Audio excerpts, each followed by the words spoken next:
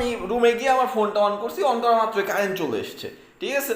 তো ও মোবাইলটা উপরে টান দিয়ে উঠে নিছে। কারেন্ট আসার কিছুক্ষণ পরে আমাকে ফোন দিছে।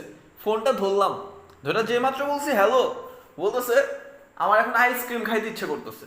বললাম কি, রাত বাজে 2টা, এখন এই রাত 2টার সময় নাকি ওর আইসক্রিম খাইতে ইচ্ছে করতেছে, আমি এখন আইসক্রিম কই পাবো? বললাম যে এই দোকানপাট সব বন্ধ, এখন আমি আইসক্রিম কই পাবো?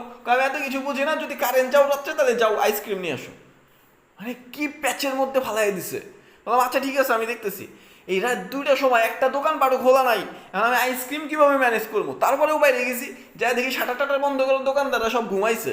তো শাটারই বাইরে বেরিয়ে শুরু করলাম যে ভাই একটু দোকান খুলেন ভাই, খুবই আর্জেন্ট, দোকান খুলেন।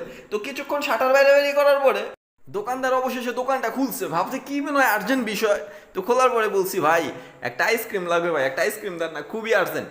এই আপনার আর্জেন্ট? এই মাঝরাতে ঘুম থেকে ডেকে তুলে আইসক্রিম খাওয়াটা আপনার আর্জেন্ট? হ্যাঁ।